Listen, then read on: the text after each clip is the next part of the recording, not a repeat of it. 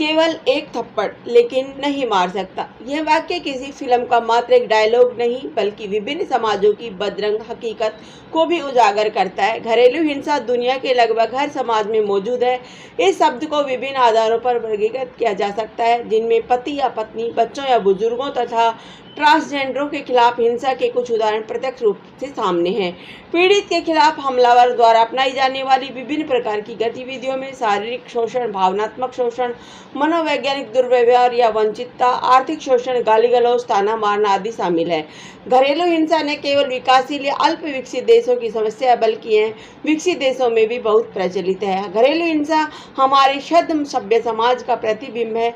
सभ्य समाज में हिंसा का कोई स्थान नहीं है, लेकिन प्रत्येक वर्ष घरेलू हिंसा के जितने मामले सामने आते हैं वे एक चिंतनीय स्थिति को रेखांकित करते हैं। हमारे देश में घरों में बंद दरवाजों के पीछे लोगों को प्रताड़ित किया जा रहा है। यह कार्य ग्रामीण क्षेत्रों, कस्बों, शहरों और महानगरों में भी हो रहा है। घरेलू हिंसा सभी सामाजिक वर्गों, लिंग, नस्ल और आयु समूहों को पार कर एक पीढ़ी से दूसरी पीढ़ी के लिए एक विरासत बनती जा रही है।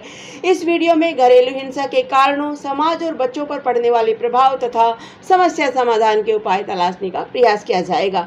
घरेलू हिंसा क्या है? घरेलू हिंसा अर्थात कोई भी ऐसा कार्य जो किसी महिला एवं बच्चे, 18 वर्ष से कम आयु के बालक एवं बालिका के स्वास्थ्य, सुरक्षा, जीवन पर संकट, आर्थिक क्षति और ऐसी क्षति जो असहनीय हो तथा जिससे महिला व बच्चों को दुख एवं अपमान सहन करना पड़े, इन सभी को घरेलू हिंसा के दायरे में शामिल किया जाता है। घरेलू हिंसा अधिनियम के अंतर्गत प्रताड़ित महिला किसी भी वयस्क पुरुष को अभियोजित कर सकती है, अर्थात जिसके विरुद्ध प्रकरण दर्ज करा सकती है।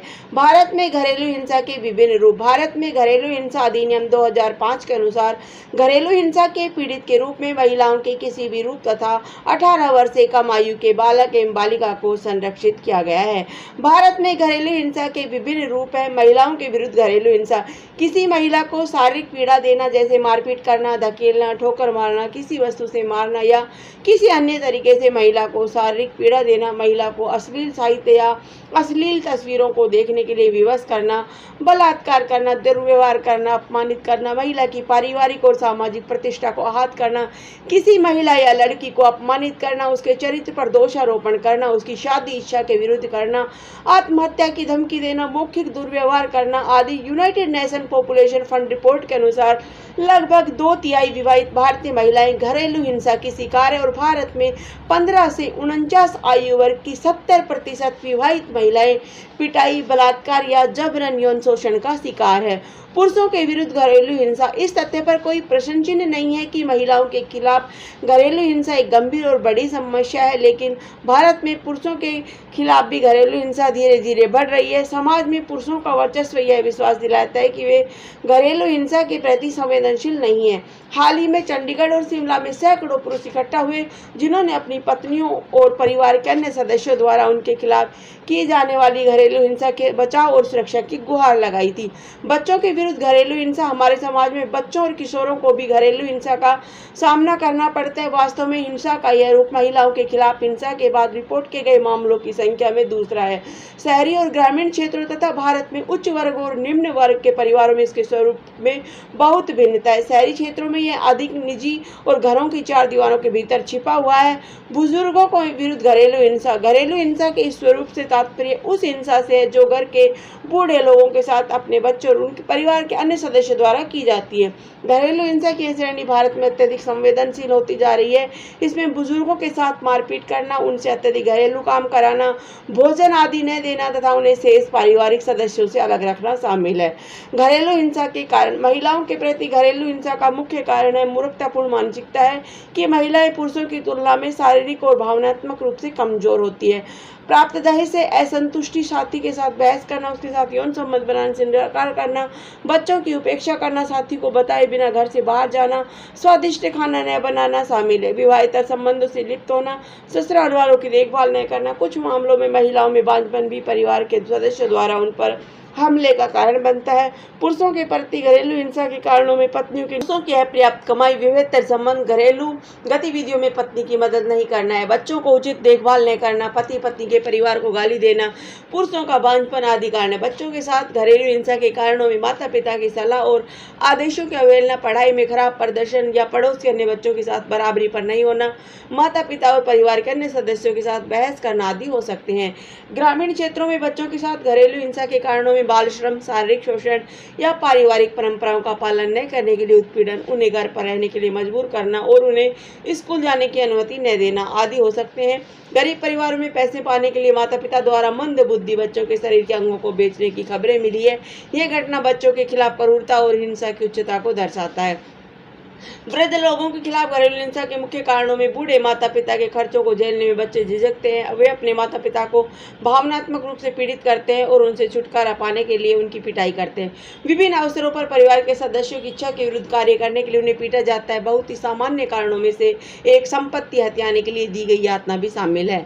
घरेलू हिंसा के प्रभाव, यदि किसी व्यक्ति ने अपने जीवन में घरेलू हिंसा का सामना किया है तो उसके लिए इस डर से बाहर आ पाना अत्यधिक कठिन होता है। अनवरत रूप से घरेलू हिंसा का शिकार होने के बाद व्यक्ति की सोच में नकारात्मकता हावी हो जाती है। उस व्यक्ति की स्थिर जीवन शैली की मुख्य धारा में लौटने में कई वर्ष लग जाते हैं। घरेलू हिंसा का सबसे बुरा पहलू यह है कि इससे पीड़ित व्यक्ति मानसिक आहत से वापस नहीं आ पाता।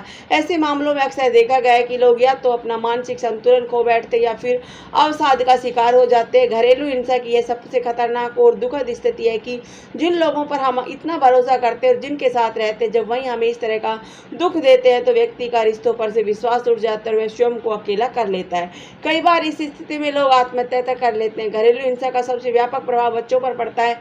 सीटी स्कैन से पता चलता है कि जिन बच्चों ने घरेलू हिंसा में अपना जीवन बिताया है उनके मस्तिष्क का कोप्स कोल्सम और हिप्पोकैम्पस नामक भाग सिकुड़ जाता है, जिससे उनकी सीखने, संज्ञानात्मक क्षमता और भावनात्मक विनियमन की शक्ति प्रभावित हो जाती है। बालक अपने पिता से गुस्सैल व आक्रामक व्यवहार सीखते हैं। इसका असर ऐसे बच्चों का अन्य कमजोर बच्चों व जानवरों के साथ हिंसा करते हुए देखा जा सकता है। बालिकाएं नकारात्मक व्यवहार सीखती हैं, वे प्राय दब्बू, चुप रहने वाली या परिस्थितियों से दूर भागने वाली बन जाती हैं। प्रत्येक व्यक्ति के जीवन की गुणवत्ता पर प्रतिकूल प्रभाव पड़ता है, क्योंकि हिंसा की शिकार हुई महिलाएं सामाजिक जीवन की विभिन्न गतिविधियों में कम भाग लेती है। समाधान के उपाय, शोधकर्ताओं के अनुसार यह ध्यान रखना महत्वपूर्ण है कि घरेलू हिंसा के सभी पीड़ित आक्रामक नहीं होते हैं। हम उन्हें एक बेहतर वातावरण उपलब्ध कराकर घरेलू हिंसा के मानसिक विकार से बाहर निकाल सकते हैं।